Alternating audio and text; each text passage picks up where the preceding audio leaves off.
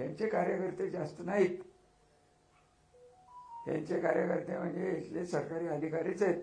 आणि ठाम म्हणणं आहे, कोणाला काय बोलायचं असेल सरकारी अधिकाऱ्यांना तर बोला. माझं हे ठाम म्हणणं आहे की सरकारी अधिकाऱ्यांनी सरकारी अधिकाऱ्यासारखं वागावं. सगळी दहशत जाईल. देवेंद्र फडणवीसांना काय करायचं कारण नाही. पण वर्ण जे ते सारखं दाखवत आहेत की देवेंद्र फडणवीस माझा आहे, अमित शहा माझा आहे, मोदी आमचा आहे.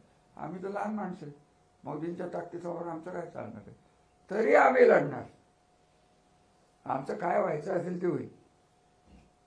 अहो यांच्यावर रेड पडली धंद्यावर. आम्ही कधी आरोप केले का त्यांनी टाकले? म्हणलं का मास्टर माइंड तो होता? आणि नार्कोचं जे तुम्ही बोलताय ना, त्यांनी पहिले नार्को घ्यावी. माझा एकच प्रश्न आहे की जो मी बोलून दाखवला की निकमची जी तक्रार केली त्याच्यानंतर पुणे कमिशनरकडे जाऊन रामराजांना खंडणीच्या गुन्ह्यात आणि किडनॅपिंगच्या गुन्ह्यात अडकावं अशी 3 तास भांडणारे तुम्ही होता का नाही, याचं उत्तर त्यांनी द्यावं आणि त्याची नार्को घ्यावी. आणि मग माझ्या नार्को घ्यायला यावी. महाराज, आता जो मुख्यमंत्र्यांचा कार्यक्रम झाला तो कार्यक्रम होऊ नये यासाठी पण तुम्ही प्रयत्न केले असं मला काडीचाही मी देवेंद्र फडणवीस साहेबांना मुख्यमंत्री म्हणून मानणारा माणूस आहे. मी तुम्हाला मगाशीच सांगितलं की त्यांची एकंदरीत वागायची पद्धत, मुख्यमंत्री असतील, आमदार असतील, सगळं असेल. देवेंद्र फडणवीसांची ॲक्च्युली कृष्णा महामंडळाला अनुशेषाच्या माध्यमातून विदर्भाचा एक प्रतिनिधी म्हणून प्रचंड विरोध केलेला आहे. तरी आमची मैत्री होती एकमेकाबद्दल, आजही सद्भावना आहे. या सगळ्या गोष्टी असताना मी कशाला विरोध करू? आणि मला काय बिघडणार होतं ते येऊन? धरून झाला की आत्महत्या झाली नसती त्यांनी आलं असतं, मग मी पूर्ण करून गेले असते.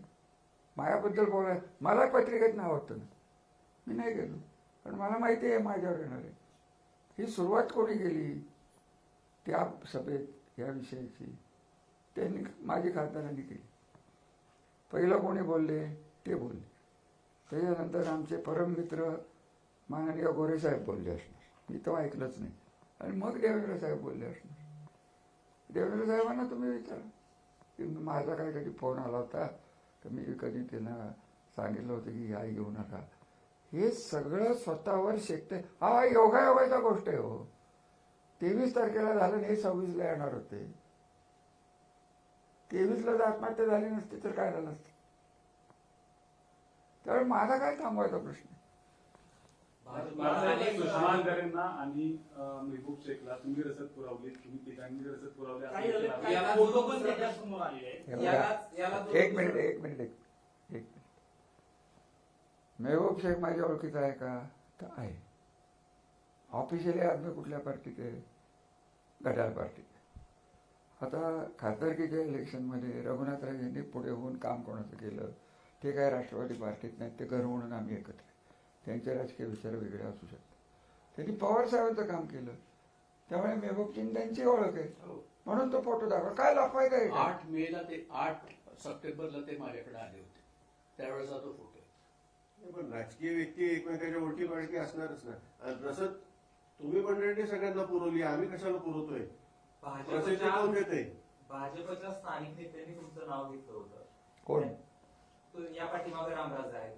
कोण? प्रल्हाद पाटलांनी. प्रल्हादचं उत्तर दिलं की नंतर तुम्ही परवाच्या सभेत असं म्हणाला आहात की नाव घ्यावं माझं. हो घ्यावा ना. मग कुठं घ्यायचं? नाईक निंबाळकरांनी काल तुमचं नाव घेतलंय. कुठं घ्यायचं? फलटणचे विधान परिषदेचे आमदारांनी फलटण बदनाम केलं असं ते सांगितलं ना त्यांना. प्रूव्ह करून दाखवा.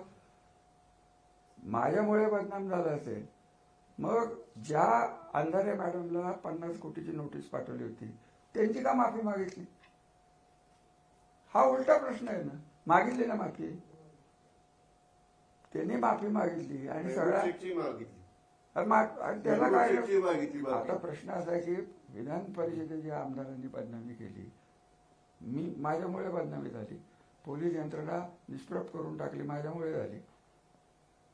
ते मुकादम उचलून आणले, मी सांगितले. मुकादमाचे ट्रॅक्टर इथं लावून ठेवले. आज आहे, तुम्हाला जर वाटलं तर मी तुम्हाला पाठवून देतो. हे सगळं सुरू झालं तेव्हा 100-200 ट्रॅक्टर होते तिथं. ते चिटपायचे तिथं लावले. आणि तुम्हाला हेही सांगतो की 200, आता बोलणार नव्हतो मी, 277 FIR त्यांनी एका त्यांच्या सामान्य कामगाराला दुखवून ठेवलं होतं. त्यांनी अंधारे मॅडमला दिले. काय म्हणणं आहे तुम्ही?